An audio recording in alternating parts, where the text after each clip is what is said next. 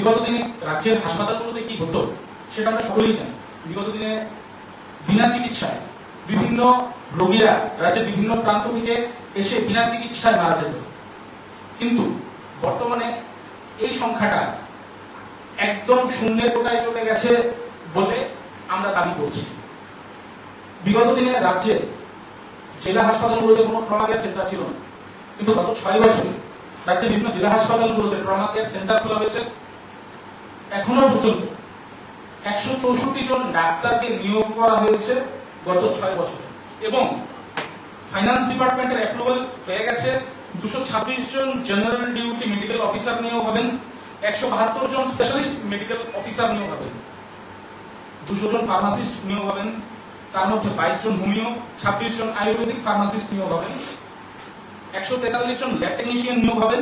তার ফাইন্যান্সের অ্যাপ্রুভাল হয়ে গেছে, কিন্তু আমরা বিগত দিনে এত বিপুল পরিমাণ রিক্রুটমেন্ট আমরা কোনোদিন দেখতে পাইনি, বা রাজ্যের মানুষ, রাজ্যের গণদেবতারা এসব কোনোদিন দেখতে পাননি।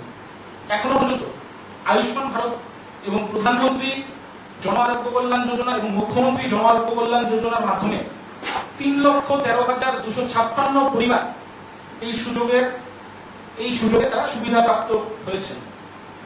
National law university, national forensic sciences university, 14টা নতুন মহাবিদ্যালয়, জিরানিয়ায় আইন কলেজ সহ এখনো পর্যন্ত রাজ্যের শিক্ষার পরিকাঠামো উন্নয়নে এ রাজ্যের বর্তমান সরকার বিপুল পরিমাণে কাজ করে চলেছে।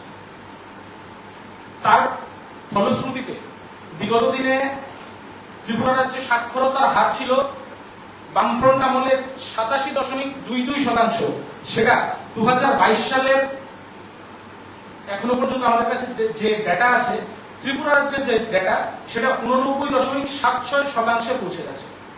বিগত দিনে সিপিএম রাজ্যের মহিলা নির্যাতন বা আইন শৃঙ্খলা নিয়ে তারা যে কথা বলতেন, তার বিরুদ্ধে আমার কিছু ডেটা আছে। সেই ডেটা 2017-18 ক্রাইম রেট যদি আমি দেখি, তাহলে ত্রিপুরাতে 1 লাখের মধ্যে 170 জন নিগৃহীত হতেন, না হলে কোনো না কোনো ক্রাইমের শিকার হতেন। সেটা আপনাদের সামনে আমি একদম তথ্য সহকারে তুলে ধরছি। এবং বর্তমানে ত্রিপুরাতে এখন যেটা ক্রাইম রেট, সেটা 1 লাখ পপুলেশনের মধ্যে যেটা 170 ছিল 2017-18 ফাইন্যান্সিয়াল ইয়ারে, এখন সেটা 110 হয়ে গেছে। 1 লাখে 110 ক্রাইম রেট হয়েছে। তো বিগত 6 বছরে আমরা লাখে 60 জন সংখ্যায় আমরা কমাতে পেরেছি রাজ্যের যে ক্রাইম রেট আছে। ঠিক আছে, ত্রিপুরা ট্রিবিউনে, ত্রিপুরা রাজ্যের একটা বরিষ্ঠ সাংবাদিক মাধ্যম, NCRB report 2020, Tripura sees decline in crimes since 2018, এটা আপনাদের কাছে তথ্য তুলে ধরছি। পাশাপাশি দি ইন্ডিয়ান এক্সপ্রেসে ফেব্রুয়ারির 9 তারিখ 2024 এই বছর একটা রিপোর্ট বেরিয়েছে, crime rate in Tripura third lowest in the country. এটা দি ইন্ডিয়ান এক্সপ্রেসের তথ্য।